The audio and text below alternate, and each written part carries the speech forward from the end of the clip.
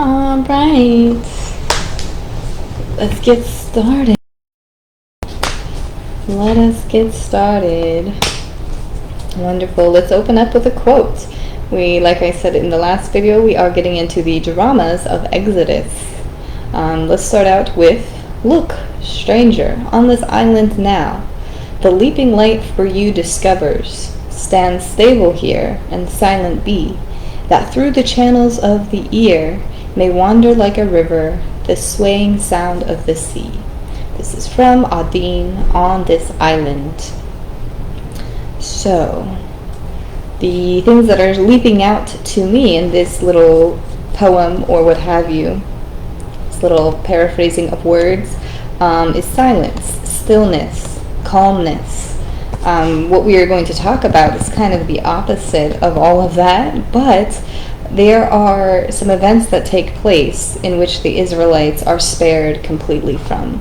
All they can do is stand stably. All they can do is be quiet, really, just silence, and not necessarily mourning. They didn't have to go through any of the mourning. I mean, some things, yes, but they were really spared through all of these incredibly crazy things that we are going to talk about here.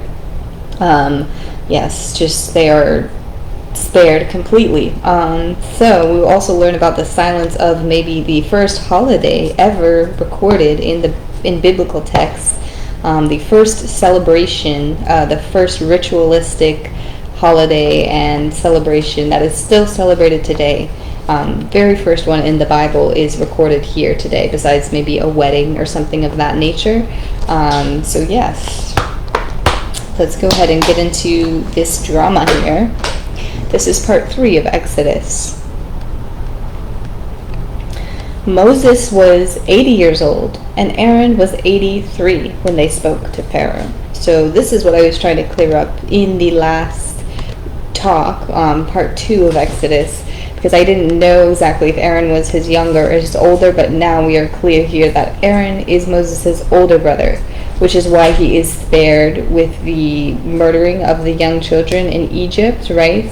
He is spared because he's a little bit older. That decree was not yet laid out completely. Nobody really abided by it. I'm sure Aaron had to escape Egypt as well at a time, but it was definitely he just missed that cutoff, essentially, but so did Moses in a way that he was spared.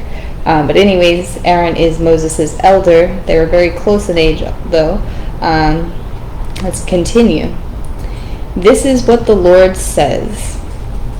By this you will know that I am Lord. With the staff that is in my hand, I will strike the waters of the Nile, and it will be changed to blood." So this was the first of the plagues that was sent across Egypt. He turned the whole Nile into blood, essentially. The fish died. It was a nasty, nasty smell. It was quite literally blood. It was really unsanitary and really nasty. It was a big drama, right? Big drama. But the magicians of the Egyptians did the same things by their secret arts. And this is not really meant, I didn't put that in there, but the magicians were trying to match everything that Moses and Aaron and the Lord did. The next thing they did is they also made frogs come up upon the land of Egypt. So the second act that the Lord had instilled was just infestation of frogs, just everywhere. But the magicians, seemingly enough, did the same thing. And this is also coinciding with what I was saying, how the Egyptians were very elevated, they were very enlightened, so they did have a lot of supernatural powers and a lot of supernatural abilities that they could somehow manipulate. So that was one thing. So the magicians were, again, trying to match this plague of frogs. And let's see. They did this. "And when Aaron stretched out his hand with the staff and struck the dust of the ground, gnats came on people and animals. All the dust throughout the land became gnats. But when the magicians tried to produce gnats by their secret arts, they could not." So this was the third thing that was stricken upon the land, was these either flies or gnats. Let me just see something here. Yeah. Basically, yes, very clear here. All the dust, anything that is like as small as like a dust particle, became a gnat, and it was a nasty, nasty infestation. Since the gnats were on people and animals everywhere, the magician said to Pharaoh, "This is the finger of God." But Pharaoh's heart was hard, and he would not listen, just as the Lord had said. So, yes, the gnats were everywhere, and the magicians even admitted that this is the power of God. And it's not necessarily like the pharaohs or the people of Egypt didn't believe in God. They wholeheartedly believed that there was a higher power and there was God. They just almost equated themselves to that level. And they just, ignored it and just, thought it was irrelevant in a sense, especially around this time. They were just not as stout followers like the Israelites, because they didn't have what we're talking about here is that connection, that relationship with the Lord that was just more paternal or maternal and just more family oriented. But anyways, the next thing that happened was we had the gnats, and then we had flies, or maybe the lice, sitting lice and flies were in between, but there was two infestations of like insects after the frogs. And then we go into livestock pestilence. So what had happened is the Lord had killed, just with the touch of his powers, right, had made all of the livestock in the whole land of Egypt drop dead, and they were infested as well, and they killed off all the livestock of the Egyptians. Yet the livestock of the Israelites was not touched. So let us go on.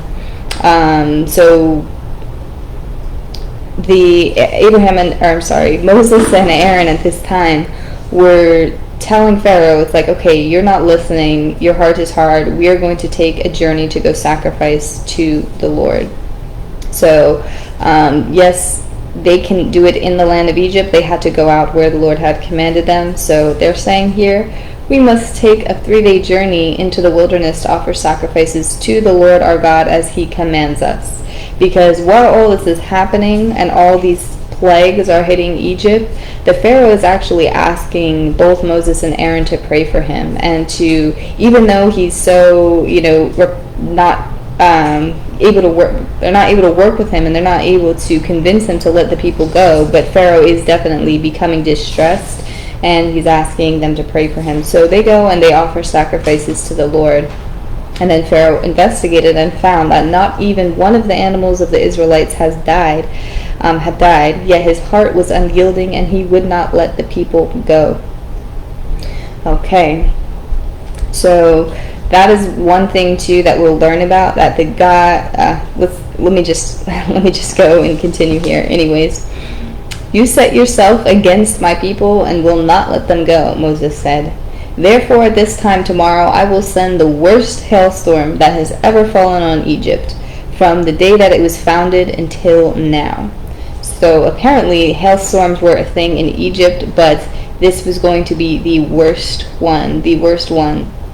And this was even after this.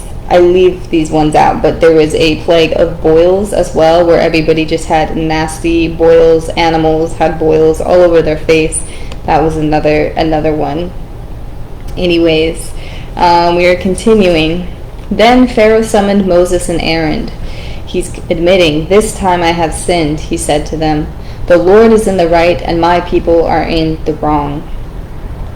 Pharaoh's officials said to Pharaoh, how long will this be a snare to us? Let the people go so that they may worship the Lord their God. Do you not realize that Egypt is ruined? And then Pharaoh says, now forgive my sin once more, and pray to the Lord your God to take this deadly plague away from me. But the Lord hardened Pharaoh's heart, and he was not willing to let them go.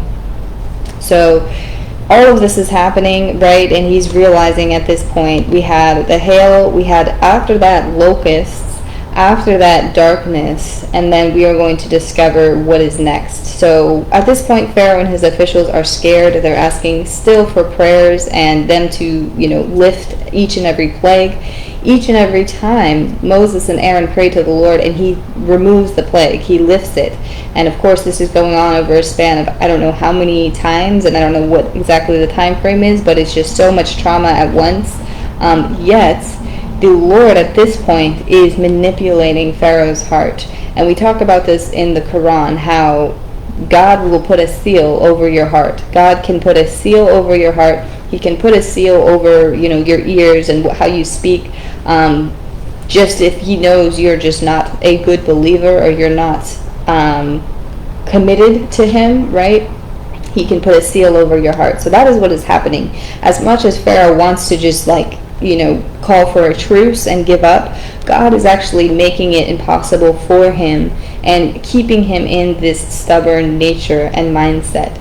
So it is actually with the hand of God that he's just really just wanting to exhibit all of these terrible things, just to show them and to show everybody around that community that yes, this is my might, this is my power, this is what I can do. And this is really the first time in the Bible, besides the mass extinctions and all of that stuff, that he's exhibiting some kind of mystical, intense power that hasn't really been recorded or seen before. So this is his first exercise of his godlike wrath, I would say. But anyways, so Moses said, let's go back. Yep, so Pharaoh's heart is hard by the hand of God, and he was still not willing to let them go, even after 9 different plagues. So this will be the last one here. So Moses said, "This is what the Lord says. About midnight I will go through Egypt. Every firstborn son in Egypt will die. From the firstborn son of Pharaoh who sits on the throne, to the firstborn son of the female slave who is at her handmill, and all the firstborn cattle as well. There will be a loud wailing throughout Egypt, worse than there has ever been or ever will be again. But among the Israelites, not a dog will bark at any person or animal. Then you will know that the Lord makes a distinction between Egypt and Israel." So, wonderful, right? Wonderful. But, yes, this is the last plague here, and it's going to be the doozy. It's going to be the final weight on the scale that topples over essentially everything, but very intense. Of course, none of the Israelites will be harmed, but there is a caveat to this, and this is what they are required to do. Moses said to the Israelites, "Then they are to take some of the blood and put it on the sides and tops of their door frames of the houses where they eat the lambs. Celebrate the festival of unleavened bread, because it was on this day that I brought your division out of Egypt. Celebrate this day as a lasting ordinance for the generations to come. Then tell them, it is the Passover sacrifice to the Lord, who passed over the houses of the Israelites in Egypt and spared our homes when he struck down the Egyptians." So this was the first Passover, the first real holiday that the Lord had instilled. I mean, I call it a holiday, but that's essentially what it is, a holy day, right? Because this is the first time, the first really example of showing his great love and commitment to the people of Israel. And on the other hand, on the Egyptians, who were not so obedient and not so humble, and they were not so just, they were morally adjusted people, right? They were very advanced, they were very knowledgeable, they were very powerful, but they just weren't giving the Lord all the credit they deserve. They put themselves almost as equal to the Lord. So the Lord is showing them here that, listen, as much as you think you're this powerful, and as much as you think you're equal to me, you do not have the power that I yield. And that is just the simple fact, even today. Like, this is what the Lord has been trying to tell me and been trying to tell others, is as much as you are, spirits of God, right? You have God within you, and you are enlightened, and you can become anything that you want to become. You still are living here on this earth at this time, and you still need to acknowledge the power of the Lord that puts you on this earth, if that makes sense. The one who is the creator, right?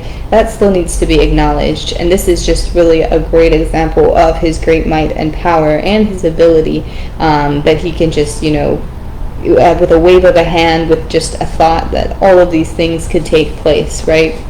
So you know what happens after this, right? Anyways, let's go ahead and see, because I thought I had put something here. Egyptians. So yes, I talked about it before. The firstborn son of Pharaoh who sits on the throne. So he died, right? And Pharaoh was after that distraught. At that moment, the Lord did remove the seal from his heart, and he had him feel all the grief and depression and guilt from everything that has taken place. And he came into realization like, wow, like I cannot believe I let it get this far. So at that point, he told the Israelites to get out. Just go. Take everybody and get out. He was so distraught and so hurt of that thing that took place. So after this, of course, the Passover is the first day, right? The first holiday, the first ever kind of sacred tradition and celebration that is still celebrated to this day. The Israelites journeyed from Ramses to Succoth.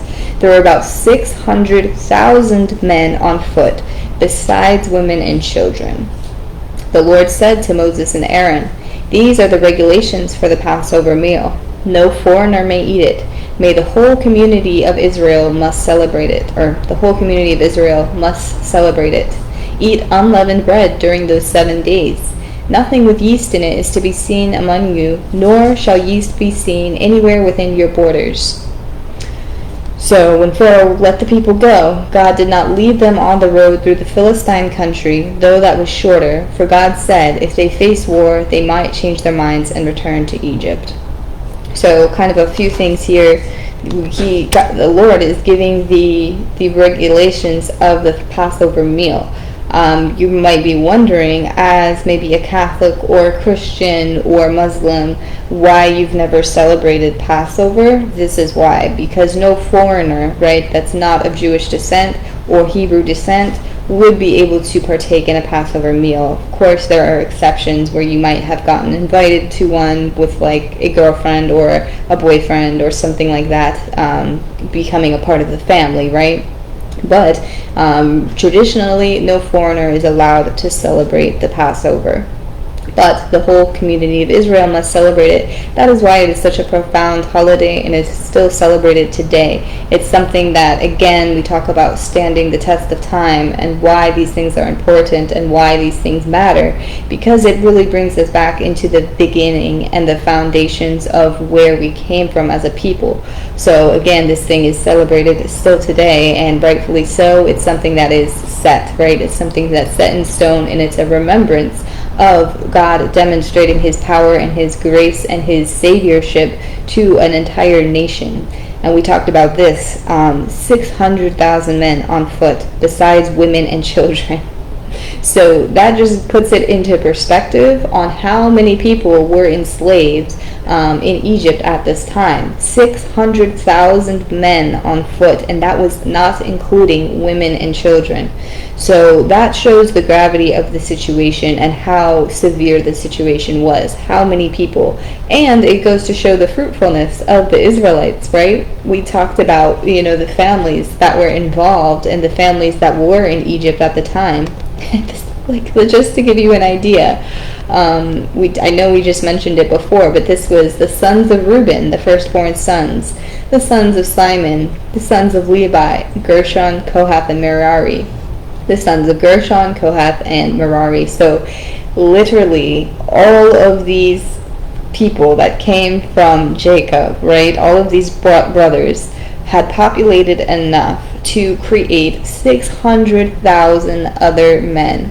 So of course that demonstrates maybe the time frame, right? How long this has been going on. Again, but it's not saying, some of these are third generation, fourth generation, grandsons, and that nature, but still it does show a great length of time, and then just the amount of fertility that was going on in this era, right? 600,000 people. I'm sure there were other Hebrews and Israelites in this section, but they weren't really mentioned, right? We are just looking at what's in the book and it's quoted here 600,000 men, not including women and children, which really shows the great drasticness of this. And their multiplying factor was a huge thing. But then how did the Egyptians feel like that they could take advantage of that, right? They were so great in manpower. It has you wonder how great was the Egyptian civilization for them to really just overpower everything at that time and everyone, right? Everyone had groups of slave drivers and everything like that. So they were, again, another great civilization that took over this other great civilization. So very interesting. Now let's see what happens here, because now they're all departing. 600,000 plus are all departing, and they are trying to find a way, and God knows that there might be something to face later. So we're going to learn about what that is much later. Again, this was a little bit of a longer reading today, but it's Saturday. I don't have anything else going on. It was good to catch up with all of you and get you where you need to be for us to talk about the next topic here. That's it. That's all I have to say. Enjoy your Saturdays, enjoy your rest, and have a great day. Bye-bye.